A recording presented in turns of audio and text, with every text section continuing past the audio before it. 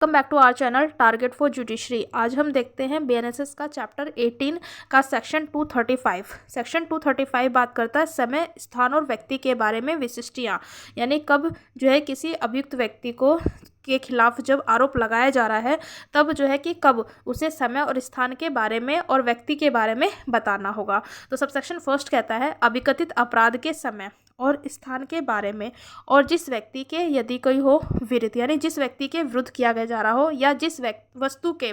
यदि कोई हो विषय में वह अपराध किया गया, यानी कि जब जो है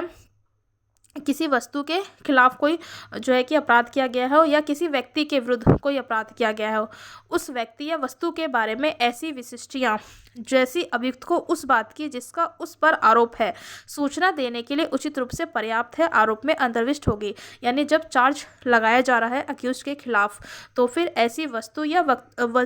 या फिर व्यक्ति के बारे में विशिष्टियों को बताया जाएगा, जैसा कि ऐसी इन्फॉर्मेशन जो ऐसी सूचना है वो अभियुक्त व्यक्ति को देने के लिए उचित रूप से पर्याप्त है कि ये पता चल सके कि हाँ उसने ये अपराध किया है। सबसेक्शन 2 कहता है जब अक्यूज्ड पर्सन पर आपराधिक न्यासभंग यानी क्रिमिनल ब्रीच ऑफ ट्रस्ट या बेईमानी से धन या अन्य जंगम संपत्ति के दुर्विनियोग का आरोप है, मतलब जब किसी अक्यूज्ड पर्सन पर आपराधिक न्यासभंग का या फिर संपत्ति के दुर्विनियोग का आरोप लगाया गया है, तब इतना ही पर्याप्त होगा कि विशिष्ट मदों का, यानी जो पर्टिकुलर मद है उनका जिनके विषय में अपराध किया जाना अभिकथित है या अपराध करने की ठीक ठीक तारीखों का विनिर्देश किए बिना उस सकल राशि का विनिर्देश या उस जंगम संपत्ति का वर्णन कर दिया जाता है, यानी कि उस जो मूवेबल प्रॉपर्टी है उसका वर्णन कर दिया जाता है जिसके विषय में अपराध किया जाना अभिकथित है, और उन तारीखों का जिनके बीच में अपराध का किया जाना अभिकथित है विनिर्देश कर दिया जाता है। और ऐसे विरचित आरोप जो है धारा 242 के अर्थ में एक ही अपराध का आरोप समझा जाएगा, यानी कि एक ही ऑफेंस का जो है कि चार्ज समझा जाएगा, परंतु ऐसी तारीखों में से पहली और अंतिम के बीच का समय 1 वर्ष से अधिक का ना होगा। यानी जब ऐसी जो डेट बताई जा रही है उसमें जो है पहली डेट और अंतिम जो समय है उसके बीच में 1 वर्ष से अधिक का समय नहीं होगा। सेक्शन 235 कहता है कि जब किसी अभियुक्त व्यक्ति पर कोई आरोप लगाया जा रहा है तो उसमें समय और स्थान और व्यक्ति के बारे में कब जो है कि उसे विशिष्टियों को बताना होगा। और क्यों बताना जरूरी है, तो ऐसा इसलिए किया जाना ज़रूरी है जिससे कि अभियुक्त व्यक्ति को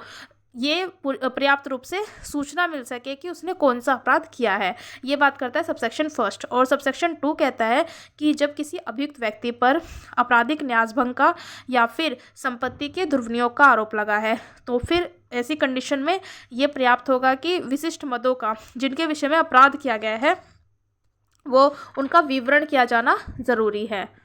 और जो विवरण किया जा रहा है उनके बीच का जो समय होगा, मतलब पहली तारीख और अंतिम जो समय टाइम पीरियड जो दिया गया है उसमें 1 वर्ष से अधिक का डिफरेंस नहीं होना चाहिए, नहीं 1 वर्ष से अधिक का ना होगा। सेक्शन 236 कहता है कब अपराध किए जाने की रीति कथित की जानी चाहिए, यानी जब चार्ज किसी अक्यूज्ड के खिलाफ जब चार्ज फ्रेम किया जा रहा है तो कब जो है कि ऐसे अपराध की रीति बताया जाना ज़रूरी है, उसकी बात करता है सेक्शन 236। जब मामला इस प्रकार का है, यानी जब जो है ऐसा कोई मामला है कि जो धारा 234 235 में वर्णित विशिष्टियाँ अभियुक्त को उस बात की जिसका उस पर आरोप है पर्याप्त सूचना नहीं देती हैं, यानी कि जब किसी अक्यूज्ड पर्सन को सेक्शन 234 और 235 में जो विशिष्टियाँ बताई गई हैं ऐसी जो है वो अभियुक्त व्यक्ति को पूरा प्रॉपर इन्फॉर्मेशन नहीं देता है कि मतलब उसने कौन सा ऑफेंस किया है, तब उस रीति की जिसमें अभिकथित अपराध किया गया है ऐसी विशिष्टियाँ भी जैसी उस प्रयोजन के लिए पर्याप्त है, यानी जैसी जो है उस पर्पज़ के लिए सफिशिएंट है, आरोप में अंतर्विष्ट होंगे, यानी कि चार्ज में जो है कि वो चीज़ें बताई जाएंगी। इन शॉर्ट सेक्शन 236 ये कहता है कि कब किसी अपराध में जब चार्ज फ्रेम किया जा रहा है उसमें जो है उसकी रीति बताया जाना ज़रूरी है। तो रीति जो है तब बताया जाना ज़रूरी है, जबकि सेक्शन में 234 और 235 में जो बातें बताई गई हैं, ऐसी जो इन्फॉर्मेशन है वो जो है कि पर्याप्त नहीं है, यानी कि अभियुक्त व्यक्ति को ऐसी सूचना जो है पर्याप्त नहीं है और अक्यूज पर्सन जो है वो कंफ्यूज है कि उसने कौन सा ऑफेंस किया है, तब ऐसी परिस्थिति में जो है उसका रीति बताया जाना जरूरी है। ये बात करता है सेक्शन 236। अब इलस्ट्रेशन देखते हैं। फर्स्ट इलस्ट्रेशन कहता है कि क पर वस्तु विशेष की विशेष समय और स्थान में चोरी करने का अभियोग है, यानी कि ए पर्सन पर किसी एक पर्टिकुलर जो है कि वस्तु का जो है कि एक समय पर एक विशेष समय और स्थान में जो है चोरी करने का अभियोग लगाया गया है। तो यह आवश्यक नहीं है कि आरोप में वह रीति उपवर्णित हो जिसमें चोरी की गई है, क्योंकि उसने एक ही ऑफेंस किया है, मतलब एक ही वस्तु को चुराया है और एक ही समय और स्थान में कहा गया है। तो फिर यहाँ पर जो है कि उस रीति का बताया जाना जरूरी नहीं है कि कैसे कैसे ऐसे अभियुक्त व्यक्ति ने चोरी की है। ख इलस्ट्रेशन कहता है क पर ख के साथ कथित समय पर कथित स्थान में छल करने का अभियोग है, यानी कि ए जो है ए पर जो है कि ये चार्ज लगा है कि उसने बी के साथ चीटिंग की है एक पर्टिकुलर समय पर। आरोप में वह रीति जिसमें क ने ख के साथ छल किया है उपवर्णित करनी होगी, यानी जब उसने चीटिंग किया है उसका जो है कि उपवर्णित करना होगा, यानी कि वो चीज़ें कैसे कैसे की है, यानी छल ए पर्सन ने बी के साथ कैसे कैसे किया है तो और कब कब किया है, तो फिर वो जो मैनर होगा वो वर्णित करना होगा। गर्ल स्टेशन कहता है क पर कथित समय पर, यानी कि पर्टिकुलर समय पर और कथित स्थान में, यानी कि क पर जो है एक पर्टिकुलर टाइम पर कथित समय पर और कथित स्थान में मिथ्या साक्ष्य देने का अभियोग है, फॉल्स एविडेंस देने का अभियोग है। आरोप में क द्वारा दिए गए साक्ष्य का वह भाग उपवर्णित करना होगा जिसका मिथ्या होना अभिकथित है, यानी ए पर्सन पर जो है कि एक पर्टिकुलर समय पर एक कथित समय पर और कथित स्थान पर जो है मिथ्या साक्ष्य देने का जो है आरोप लगाया गया है। तो फिर जब आरोप लगाया गया है तो आरोप में जो है साक्ष्य का वह भाग, यानी कि जब जो है कि ऐसे कि कब उस अक्यूज्ड पर्सन ने मिथ्या साक्ष्य दिया है तो उस पर्टिकुलर टाइम पीरियड को जो है बताना होगा।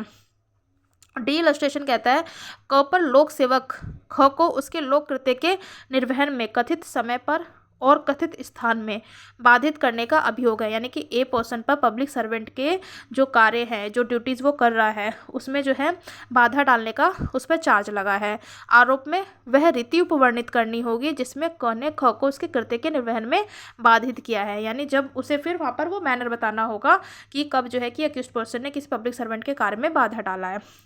इलस्ट्रेशन कहता है क पर कथित समय पर, यानी कि यहाँ पर पर्टिकुलर टाइम पर और पर्टिकुलर समय ये जरूर मेंशन किया गया है। यहाँ पर क पर कथित समय पर और कथित स्थान में ख की हत्या करने का अभियोग है, यानी कि ए पर जो है बी का मर्डर करने का आरोप लगाया गया है। यह आवश्यक नहीं है कि आरोप में वह रीति कथित हो जिसमें क ने ख की हत्या की है, तो यहाँ पर वो मैनर बताया जाना जरूरी नहीं है। एफ इलस्ट्रेशन कहता है क पर ख को दंड से बचाने के आशय से विधि के निर्देश की अवज्ञा करने का अभियोग है। आरोपित अवज्ञा और अतिलंबित विधि का उपवर्णन आरोप में करना होगा। तो यहाँ पर जो है कि चार्ज में जो है जो आरोप लगाया गया है उसमें जो है उस विधि का वर्णन करना होगा। इन शॉर्ट, जहाँ पर डायरेक्टली अक्यूज्ड पर्सन को कोई कन्फ्यूज़न नहीं है और उसको ये पर्टिकुलर मतलब सारी चीज़ें पता चल पा रही है कि उसने कौन सा ऑफेंस किया है, कौन सा अपराध किया है, तो वहाँ पर उसकी रीति बताया जाना ज़रूरी नहीं है। यानी जहाँ पर जो है सेक्शन 234 और 235 के जो प्रोविजंस है वो पूरा हो जाता है और अक्यूज्ड पर्सन को किसी भी प्रकार का कन्फ्यूज़न नहीं है कि उसने कौन सा अपराध किया है, तो वहाँ पर रीति बताए जाना ज़रूरी नहीं है कि उसने उस अपराध को कैसे कैसे किया है। और जहाँ पर अभियुक्त व्यक्ति को कन्फ्यूज़न है और सेक्शन 234 235 के जो प्रोविजंस हैं वो